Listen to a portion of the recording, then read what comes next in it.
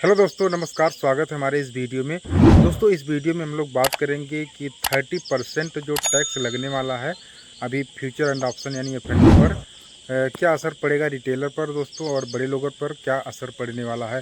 दोस्तों, सबसे पहले मैं आपको बता दूं कि जितने लोग नए ट्रेडर हैं, रिटेलर हैं, अभी बिगनर हैं, उन लोगों के लिए दोस्तों बहुत ज़्यादा असर पड़ने वाला है। क्योंकि दोस्तों, जो बड़े ट्रेडर हैं, जो ज़्यादा प्रॉफिट करते हैं, वो 30% टैक्स ऑलरेडी दे रहे हैं। ठीक है, तो उनके लिए दोस्तों कोई दिक्कत होने वाली बात नहीं है। हमारे लिए और आप सभी के लिए दोस्तों काफ़ी ज़्यादा दिक्कत होने वाली है। क्योंकि अगर कैसा भी करके आप 50,000 रुपया कमा लेते हैं, ठीक है, फ्यूचर एंड ऑप्शन की मैं बात कर रहा हूँ, तो उसमें दोस्तों आपको 15,000 रुपया TDS यानी टैक्स देना पड़ेगा सरकार को। अगर फ्यूचर एंड ऑप्शन को बिजनेस इनकम से हटाकर स्पेक्युलेटिव इनकम में अगर ये हो जाएगा दोस्तों, तो काफ़ी ज़्यादा दिक्कत होने वाली है। क्योंकि अगर जो हमारा लॉस हो जाता है तो लॉस को उसमें सेटलमेंट नहीं कर पाएंगे। तो उससे क्या होगा कि जो लॉस होगा वो मैटर अलग रहेगा, जो प्रॉफिट होगा उसमें कम से कम 30% टैक्स सरकार ले लेगी। तो इसीलिए सबसे ज़्यादा दिक्कत होने वाला है दोस्तों। अगर ये लागू कर दिया जाएगा दोस्तों, तो काफ़ी ज़्यादा दिक्कत होने वाली है रिटेलर के लिए। और ये दोस्तों क्यों किया जा रहा है, रीज़न क्या है इसका, कि जो रिटेलर हैं काफ़ी ज़्यादा फ्यूचर एंड ऑप्शन में ट्रेडिंग करने के लिए आ गए हैं। और इतना ज़्यादा आ चुके हैं, तो सरकार क्या चाहती है कि कम से कम रिटेलर यहाँ पे ट्रेड करें। ठीक है, क्योंकि आपको पता होगा कि लगभग 100 लोगों में से सिर्फ 90 लोग यहाँ पे लॉस करते हैं और 10% लोग प्रॉफिट बनाते हैं।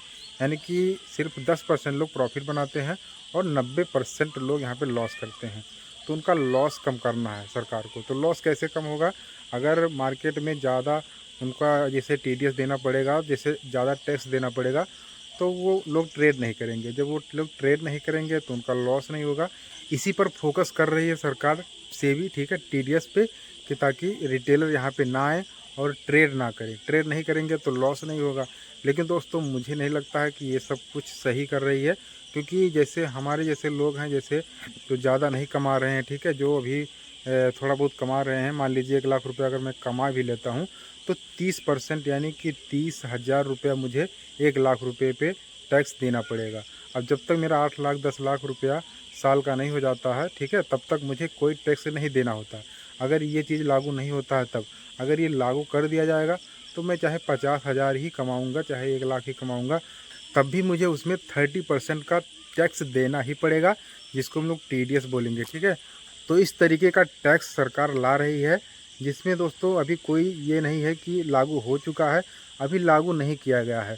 हो सकता है बजट आए जुलाई में तो लागू कर दिया जाए। ठीक है, तो अभी तो लागू नहीं किया गया है। अगर लागू हो जाता है तो काफ़ी ज़्यादा दिक्कत होने वाली है और बहुत ही बुरी खबर है हमारे लिए, सबके लिए दोस्तों। अगर ऐसा नहीं होगा तो बहुत अच्छी बात है। अगर हो जाता है तो ज़्यादा टैक्स देना पड़ेगा, लेकिन दोस्तों ट्रेडिंग करना ही पड़ेगा। क्योंकि दोस्तों और कोई बिजनेस है नहीं, ठीक है, और कोई काम है नहीं, और ट्रेडिंग है तो ट्रेडिंग करना ही पड़ेगा, चाहे ज़्यादा ही टैक्स क्यों ना लगे।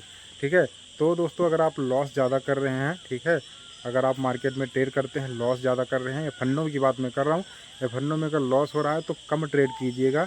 अगर ये चीज़ लागू हो जाता है तो आप एक लॉट से ट्रेड कीजिए, कम ट्रेड कीजिए, कम प्रॉफिट होगा, ठीक है, कम लॉस होगा, जिसमें आपको टैक्स भी देना पड़ेगा क्योंकि ज़्यादा टैक्स लग जाएगा। तो अगर प्रॉफिट थोड़ा बहुत कर भी लेंगे तो उसमें टैक्स दे देंगे, और लॉस होगा तो वो तो लॉस हो ही जाएगा। तो इस तरीके से दोस्तों आपको करना है। अगर आप ट्रेडिंग को चुनते हैं अपनी लाइफ के लिए तभी ट्रेडिंग कीजिएगा। और अगर नहीं दोस्तों, अगर आप सोच रहे हैं कि मैं कुछ दिन के लिए ट्रेडिंग करूंगा, पैसा बना लूँगा, तो आप ट्रेडिंग से दूर रहिएगा। ठीक है, ट्रेडिंग मत कीजिएगा, फ्यूचर एंड ऑप्शन बिल्कुल मत कीजिएगा। क्योंकि फ्यूचर एंड ऑप्शन काफ़ी ज़्यादा रिस्की होता है। इसमें दोस्तों एक्सपीरियंस की ज़रूरत होती है और नॉलेज की ज़रूरत होती है। ठीक है, काफ़ी ज़्यादा आपको नॉलेज रहेगा तभी आप मार्केट से पैसा बना पाएंगे। ठीक है, और दोस्तों मैं यही चाहता हूं कि फ्यूचर एंड ऑप्शन पर 30% का टैक्स ना लगे। क्योंकि ऑलरेडी सरकार STT चार्ज ले रही है, बाकी दुनिया भर का ब्रोकरेज लग रहा है। एक लॉट से अगर आप ट्रेड करते हैं तो लगभग 50 से 60 रुपये चार्ज लग जाता है। ठीक है, अगर आप जितना प्रॉफिट करेंगे तो उतना आपका चार्ज लग जाएगा। तो ऑलरेडी चार्जेस ले रही है, और जो जैसे कम लॉट से ट्रेड करते हैं तो उनको ज़्यादा ब्रोकरेज ऑलरेडी देना ही पड़ रहा है, जो नए लोग हैं। ठीक है, ऊपर से लॉस भी हो जाता है तो और भी उनका नुकसान हो जाता है। तो इस तरीके से दोस्तों अगर एफएनओ पर 30% टैक्स नहीं आता है तो बहुत अच्छी बात है।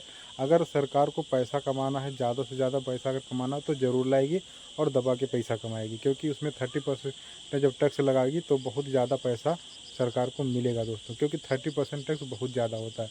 अगर 5% टैक्स लगता तब सही रहता, कोई दिक्कत नहीं होती, चल जाता, लेकिन 30% टैक्स लगेगा तो बहुत बड़ा दिक्कत होने वाला है दोस्तों।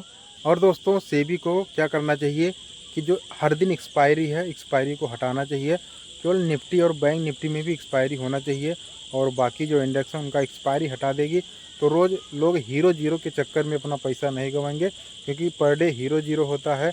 कभी निफ्टी में होगा, कभी बैंक निफ्टी में होगा, और कभी फिन निफ्टी में होगा, कभी मिड कैप निफ्टी में होगा, और कभी सेंसेक्स में होगा। यानी 5 दिन मार्केट ओपन रहता है तो पाँचों दिन एक्सपायरी रहता है। जब पाँचों दिन एक्सपायरी रहता है तो लोग रोज़ हीरो जीरो करने आते हैं, और जिससे लोगों का और भी लॉस होता है।